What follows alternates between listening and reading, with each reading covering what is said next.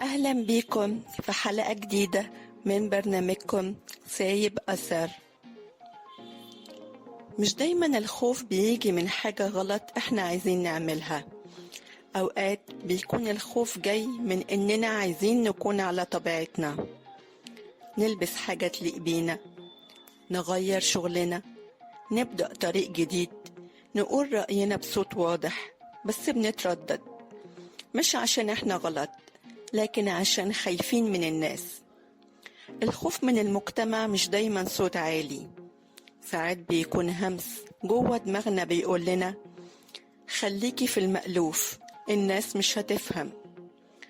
النهاردة هنتكلم عن الخوف اللي بيكتم صوتنا حتى واحنا ما بنعملش حاجة غلط.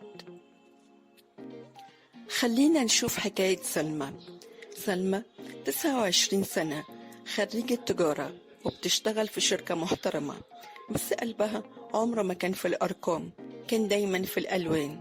كانت بتحب ترسم، تقف في الشارع تصور لقطة، تدخل ورشة فنون كل ما بتلاقي وقت.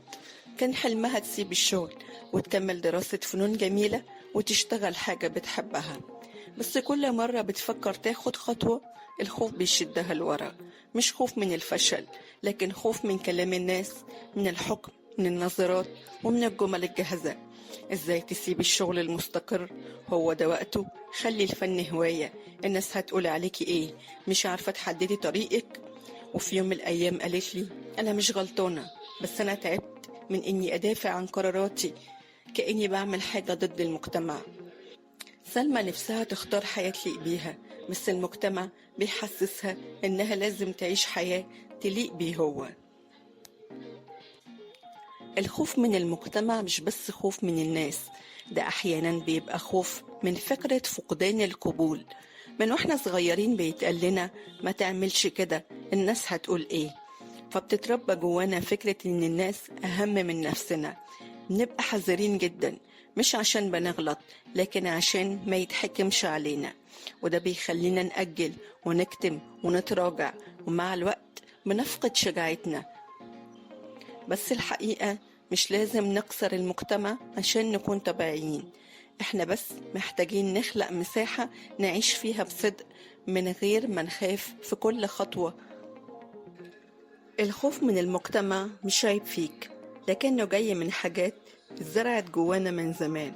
وكل مرة بتسمح لنفسك تكون على طبيعتك حتى لو بخطوة بسيطة، دي شجاعة.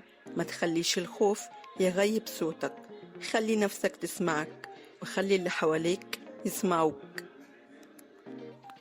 سؤال حلقتنا النهاردة: ايه اكتر حاجة كنت حاسس انها صح لكن خفت تعملها عشان كلام الناس؟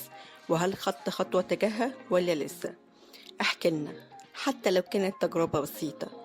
يمكن حد يسمعك ويحس انك بتتكلم عنه، يمكن كلامك يشجع حد ياخد الخطوة اللي واقف لسه عندها.